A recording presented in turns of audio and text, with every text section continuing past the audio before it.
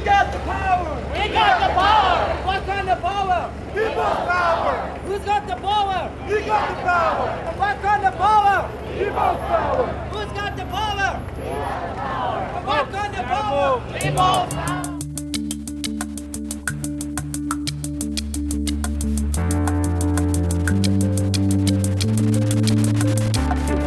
Hi, I'm Yasmin Vasugian, and this is BoomGenTV's Daily Update number 12.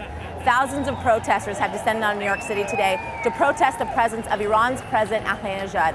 Now, in anticipation of what he may talk about at the UN General Assembly meeting today, in an interview earlier today, Ahmadinejad said the U.S. and other major nuclear powers should give up their nuclear weapons and allow other countries, as well as Iran, to produce peaceful nuclear energy.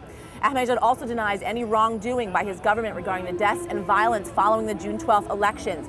And he says responsibility lies in the hands of the opposition, European and American politicians who inflamed the situation. Finally, he reiterated explicitly that Iran is not producing nuclear weapons, nor will they negotiate on their nuclear program. Ahmadinejad is expected to deliver his speech later today to the UN mission at 5 p.m. Eastern Standard Time. Meanwhile, for many students inside Iran, today is the first day of classes.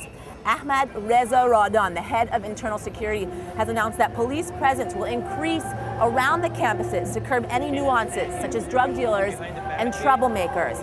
Now, all eyes are on the universities to see how the administration will deal with some of the most militant activists around the campuses. Now, check back later because we'll be covering all the events as they unfold. I'll see you then. What's your role here today? I'm actually one of the organizers here for the program. We've been working tirelessly for the past month to put this together. I'm also emceeing today and presenting a lot of the intellectuals and artists that are in support of the Green Movement in Iran. What are your plans after this protest? You're here at the UN mission, and then what do you plan to do?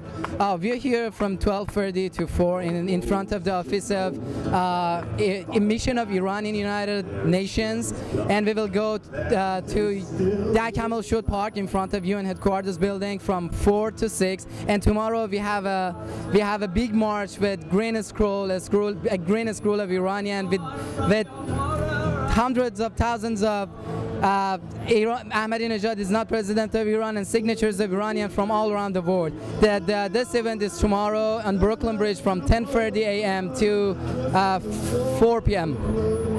I'm here to be the voice of the Iranian people who have been made to silence themselves. And what are you holding? What does your sign say? I'm hoping for the United Nations member to walk out when Ahmadinejad starts speaking. They say we have to give him a visa, fine. Nobody has to sit to listen to him. What does your sign say? UN, walk out. Do you think it'll work? I hope so. You know, we never know until we try. Where are you from? I'm from Atlanta.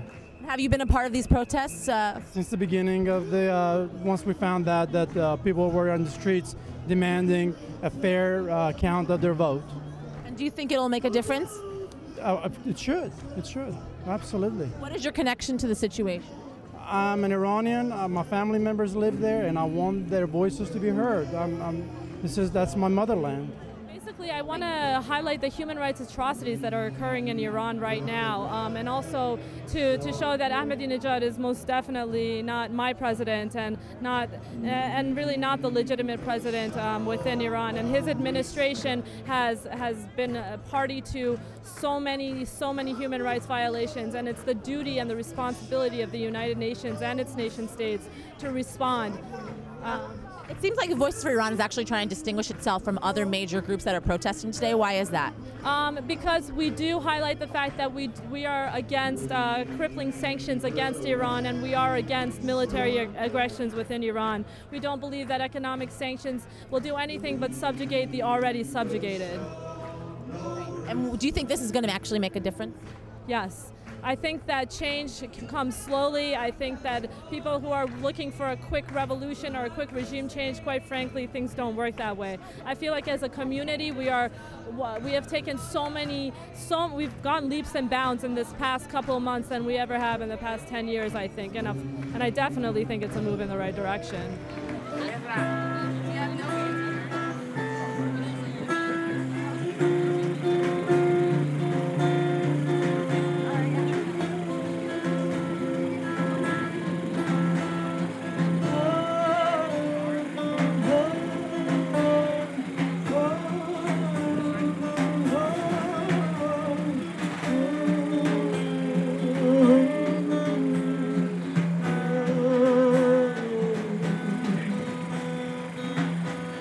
When lovers get divided, the rivers will turn to wine. We will be intoxicated, bathing in the currents of freedom. The sun will meet us there and dance in the almond timbre of our hair, and the world will see the glory of our kingdom. When the obstruction of hatred